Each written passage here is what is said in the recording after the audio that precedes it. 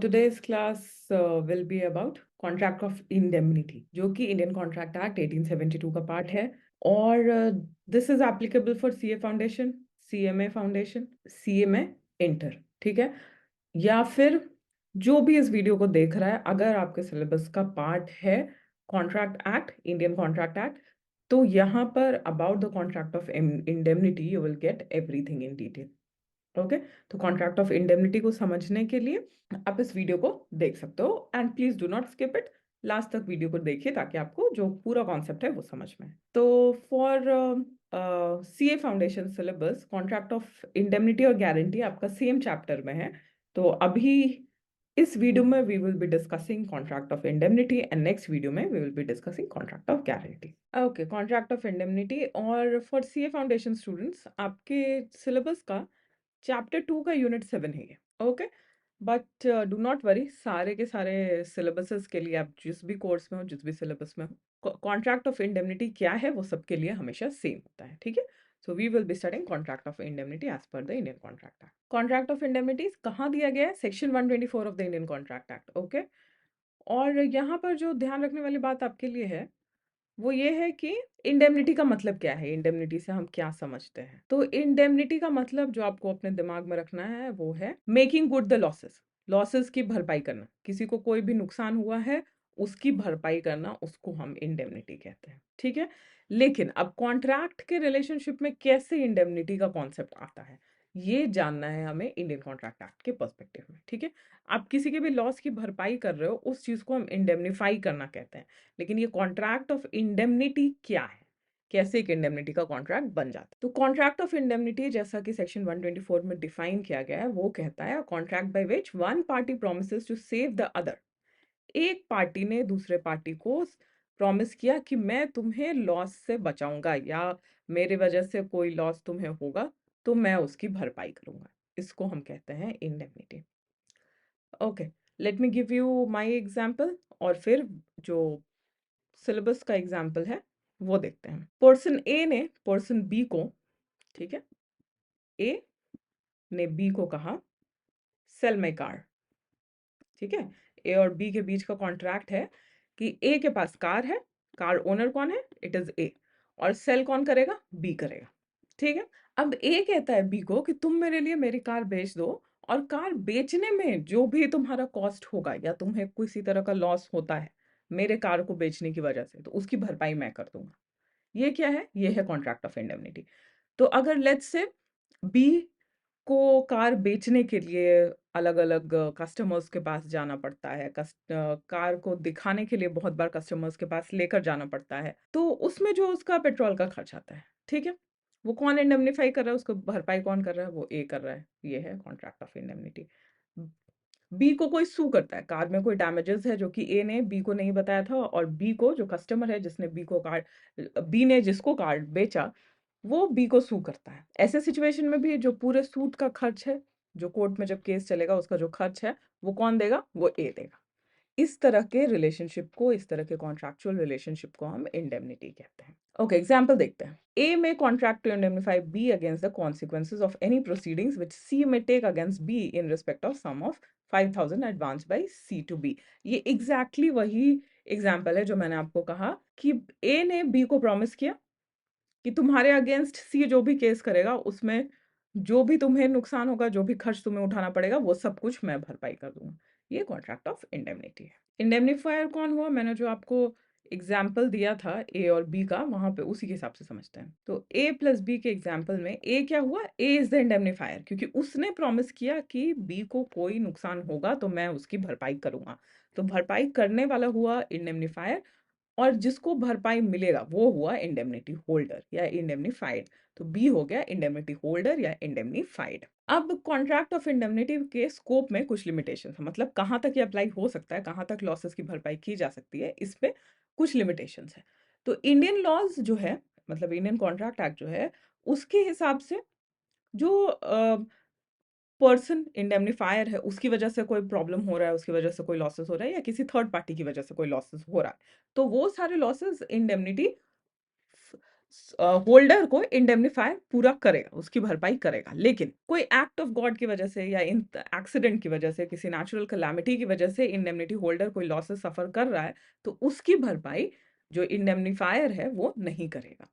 कैसे? Let's see the example. अब मैंने आपको कहा कि बी ने कार बेचा सी को, लेकिन कार में कुछ डिफेक्ट था जो ए ने बताया नहीं था बी को, और सी सू करता है बी को। सी बी के अगेंस्ट केस फाइल करता है, और उस केस को लड़ने में उसको उसका जो पूरा खर्च आता है वो कौन दे रहा है? वो ए दे रहा है बी को। ठीक है, अब ये हमारा कॉन्ट्रैक्ट ऑफ इंडेमनिटी के अंदर आता है। गाड़ी पहले से खराब थी, ठीक है, बी गाड़ी को लेकर कस्टमर के पास जा रहा था, बीच में गाड़ी बंद हो गई। अब यहाँ पर गाड़ी को ठीक करवाने में जो कॉस्ट आया वो भी कवर होगा इस कॉन्ट्रैक्ट के अंदर। ए गाड़ी को ठीक करवाने का कॉस्ट बी को देगा, ठीक है, ये भी इंडेमनिटी है।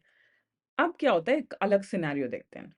बी जो है वो गाड़ी लेकर जा रहा था सी के पास, रास्ते में बी का एक्सीडेंट हो गया, ठीक है, और गाड़ी बहुत ज्यादा डैमेज हो गई।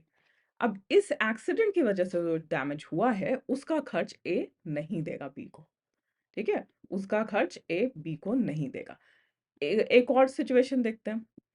बी ने अपने पार्किंग में कार को खड़ा किया था और अचानक से ओले गिरने लगते हैं, ठीक है, हेल स्टॉर्म होता है, ओले गिरने लगता है, और जो कार का विंड स्क्रीन है वो डैमेज हो जाता है। ऐसे लॉसेस को भी ए कवर नहीं करेगा, ये सब कुछ बी को इंडिविजुअली बेयर करना पड़ेगा। इसी चीज को हम natural events act of God या एक्सीडेंट कह रहे हैं, ठीक है। तो एक्सीडेंट एक्ट ऑफ गॉड और नेचुरल इवेंट के केस में जो लॉसेस है वो इंडेमनीफायर उसकी भरपाई नहीं करता है। अब यहाँ पर एक केस है गजानन मोरेश्वर वर्सेस मोरेश्वर मदन।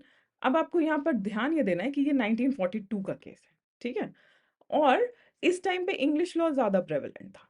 तो जो कोर्ट्स थे इंडिया में वो जनरली इंग्लिश जो लॉ के प्रिंसिपल्स थे उसको ही ज़्यादा फॉलो करते थे।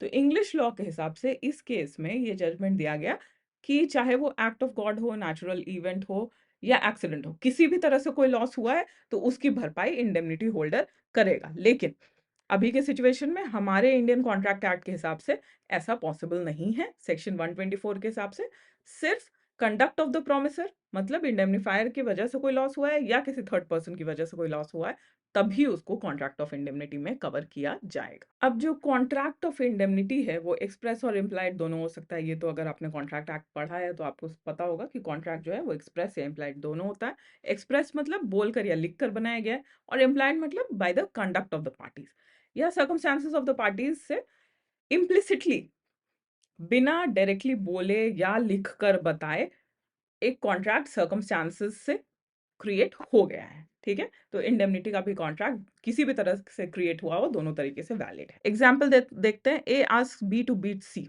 ए ने बी को कहा कि सी की पिटाई करो, promising to indemnify him against the consequences. और ये कहा कि तुम जाकर सी को पीट कराओ और जो होगा मैं देख लूंगा, कोई भी तुम्हें उसकी वजह से नुकसान होगा वो सब मैं देख लूंगा, उसकी भरपाई मैं कर दूंगा। अब यहाँ पर the promise of A can not be enforced. Suppose B beat C, दो लोग झगड़ा कर रहे हैं अगर, तो दोनों मार खाएंगे एक दूसरे से, and C is fined 1000, but B can not claim this amount from A because the object of the agreement is unlawful, ठीक है। तो ये एग्जाम्पल आपको क्यों दिया गया है? ये एग्जाम्पल इसलिए दिया गया है ताकि आपको याद रहे कि ये कॉन्ट्रैक्ट ऑफ इंडेमनिटी जो है वो एक टाइप ऑफ कॉन्ट्रैक्ट है, लेकिन आपने इसके पहले जो इंडियन कॉन्ट्रैक्ट एक्ट के जितने भी कॉन्सेप्ट्स पढ़े हैं कि एक वैलिड कॉन्ट्रैक्ट कैसे बनता है, वो सब कुछ इसमें भी अप्लाई होगा। तो जितने भी कॉन्ट्रैक्ट्स अब आप पढ़ोगे आगे, जितने भी टाइप ऑफ कॉन्ट्रैक्ट, सबको पहले एक वैलिड कॉन्ट्रैक्ट होना चाहिए, ठीक है। तो किसी को जाकर पीटना इलीगल एक्ट है, और इस इलीगल एक्ट के लिए कुछ भी कंसिडरेशन अगर प्रॉमिस किया जाएगा तो पूरा का पूरा जो अग्रीमेंट है वही अनलॉफुल है, क्योंकि उसका ऑब्जेक्ट जो है वो अनलॉफुल है, ठीक है, इलीगल काम के लिए बनाया जा रहा है। तो पूरा का पूरा ऑब्जेक्ट अनलॉफुल हो गया, तो वो फिर कॉन्ट्रैक्ट ऑफ इंडेमनिटी हो, बेलमेंट हो, गारंटी हो, कुछ भी हो, वो कॉन्ट्रैक्ट इलीगल ही रहेगा, अनलॉफुल ही रहेगा। तो नेक्स्ट पॉइंट यही आता है कि एक कॉन्ट्रैक्ट ऑफ इंडेमनिटी को भी essentials of a valid contract को कंप्लीटली फुलफिल करना चाहिए। अब कोई भी जो इस वीडियो को देख रहा है या सुन रहा है, अगर आपने कॉन्ट्रैक्ट एक्ट को पहले नहीं पढ़ा है, जो बेसिक्स है कॉन्ट्रैक्ट एक्ट के वो अगर आपको नहीं मालूम है, तो आप कॉन्ट्रैक्ट ऑफ इंडेमनिटी को नहीं समझ पाएंगे। तो आप वीडियोस में पीछे जाकर इस पूरे प्लेलिस्ट में आपको कॉन्ट्रैक्ट एक्ट कंप्लीट मिल जाएगा, वहां पर जाकर आप देख सकते हो कि एक वैलिड कॉन्ट्रैक्ट कैसे फॉर्म होता है, और फिर आप यहाँ से कॉन्ट्रैक्ट ऑफ इंडेमनिटी से देखना शुरू कर सकते हैं। अब रियल लाइफ सिचुएशन में कॉन्ट्रैक्ट ऑफ इंडेमनिटी के क्या-क्या एग्जांपल्स हैं? तो फायर इंश्योरेंस और मरीन इंश्योरेंस, ये सब कॉन्ट्रैक्ट ऑफ इंडेमनिटी है। फायर इंश्योरेंस मतलब कहीं पर सामान रखा हुआ है या घर का फायर इंश्योरेंस करा रहे हो कि अगर आपके घर में आग लग जाती है तो जो नुकसान होगा उसकी भरपाई इंश्योरेंस कंपनी करेगा। ये भी नुकसान की भरपाई करना है, तो ये कॉन्ट्रैक्ट ऑफ इंडेमनिटी है। सिमिलरली मरीन इंश्योरेंस जो शिप्स के लिए लिया जाता है। लेकिन लाइफ इंश्योरेंस जो है वो कॉन्ट्रैक्ट ऑफ इंडेमनिटी नहीं होता है। क्यों नहीं होता है? क्योंकि कोई मर जाएगा तो उसके लाइफ की तो कोई भरपाई नहीं है ना, तो उसको जिंदा नहीं कर सकते हो वापस। ठीक है? और लाइफ को पैसे से आप इक्वेट भी नहीं कर सकते, उसको कंपेयर भी नहीं कर सकते हैं। इसलिए life insurance is not a contract of indemnity. लेकिन जो जनरल इंश्योरेंस होते हैं वो कॉन्ट्रैक्ट ऑफ इंडेमनिटी होते हैं। कहीं पर भी आप देखोगे, अगर कॉन्ट्रैक्चुअल रिलेशनशिप है और वहां पर एक एस्पेक्ट, उसका एक क्लॉज भी अगर लॉस की भरपाई करने की बात कर रहा है तो वो कॉन्ट्रैक्ट ऑफ इंडेमनिटी बन जाएगा। अब आते हैं इंडेमनिटी होल्डर के क्या क्या राइट्स हैं। तो इंडेमनिटी होल्डर के जो राइट्स हैं वो सेक्शन 125 बताता है। The promisee in a contract of indemnity within the scope of authority is entitled to recover. क्या क्या रिकवर कर सकता है इंडेमनिटी होल्डर? ठीक है, जिसको प्रॉमिस किया गया है कि तुम्हें इंडेमनिटी मिलेगा, इंडेमनिफिकेशन मिलेगा, वो क्या क्या रिकवर कर सकता है? डैमेजेस कंपेल्ड टू पे इन एनी सूट, अगर उसको किसी सूट में, मतलब किसी केस में किसी भी तरह का जो खर्च लगा हो वो पे कर सकता है, सॉरी, वो उसको इंडेमनिफाई किया जाएगा, उसकी भरपाई की जाएगी। उसने अगर सामने वाले पार्टी को कोई कॉम्पेंसेशन दिया हो केस में, वो पूरा किया जाएगा। Sums paid under the terms of compromise of any suit. अच्छा, इन तीनों को मैं आपको इंडिविजुअली बता देती हूँ। जो हमने एग्जाम्पल लिया था A+B का, लेट्स कंटिन्यू दैट। A+B, ठीक है, A is the indemnifier, B is the indemnity holder और C जो है, इसको गाड़ी बेची गई थी। Car was not good enough, अच्छे कंडीशन में नहीं था। C केस करता है B के ऊपर। ठीक है, अब इस केस में अगर कोर्ट ये कहता है कि हाँ, C का जो नुकसान हुआ है वो पैसे बी देगा, तो एज अ कॉम्पेंसेशन बी को जो पैसे देना पड़ा सी को, उसकी भरपाई कौन करेगा? उसकी भरपाई ए करेगा। केस को लड़ने का जो खर्च होगा, cost in bringing and defending the suit, उसकी भरपाई कौन करेगा? वो भी ए करेगा। और अगर लेट्स से बी और सी के बीच में कॉम्प्रोमाइज हो जाता है, दोनों आपस में सेटल कर लेते हैं कि ठीक है, इतना रुपया ले लो, मैं कार को, या फिर दोनों ये सेटलमेंट कर लेते हैं कि जो तुम्हारा कार में गड़बड़ी हुआ उसको मैं ठीक करवा के दे देता हूँ। तो ठीक करवाने के लिए जो खर्च आएगा बी का, उस खर्च की भी भरपाई कौन करेगा? वो ए करेगा। ठीक है, तो वो ये तीनों सिचुएशन है। तो इस तीन तरह के कॉस्ट्स को, इस तीन तरह का जो खर्च इंडेमनिटी होल्डर को होता है, वो इंडेमनिफायर से क्लेम कर सकता है। कमेंसमेंट ऑफ लाइबिलिटी, लाइबिलिटी कब से शुरू होगा, कब से इंडेमनिफायर रिस्पॉन्सिबल है इंडेमनिटी होल्डर को लॉस की भरपाई करने के लिए, ये स्पेसिफिकली इंडियन कॉन्ट्रैक्ट एक्ट में मेंशन नहीं किया गया है। लेकिन बहुत सारे केसेस में डिफरेंट कोर्ट्स ने ये होल्ड किया है कि liability of the indemnifier commences when the indemnity holders liability becomes absolute and certain. मतलब जब इंडेमनिटी होल्डर लॉस इनकर कर लेगा, उसका खर्च हो जाएगा, तभी से इंडेमनिफायर की रिस्पॉन्सिबिलिटी शुरू हो जाएगी कि अब उसको लॉस की भरपाई करनी। एक और एग्जांपल देख लेते हैं। ए promises to compensate X for any loss that he may suffer by filing a suit against Y। ए ने X को प्रॉमिस किया कि तुम Y के अगेंस्ट में केस फाइल करो और जो खर्च होगा वो मैं दूंगा। द कोर्ट ऑर्डर्स X, अब कोर्ट क्या जजमेंट देता है कि X जो है वो Y को 1000 रुपीज का, सॉरी 10,000 रुपीज का डैमेजेस पे करेगा। As the loss has become certain, अब X जो है, ये अमाउंट जो 10,000 उसे Y को पे करना है, वो 10,000 का अमाउंट वो जाकर A से क्लेम कर सकता है।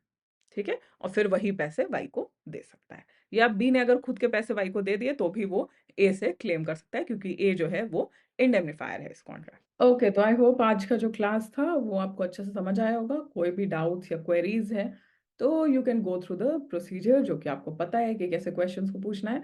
इन वीडियोस को अपने फ्रेंड्स के साथ में ज़्यादा से ज़्यादा शेयर करिए, so that many people can get benefit out of it. Do not forget to like, share and subscribe, और मिलते हैं नेक्स्ट वीडियो में। Thank you so much.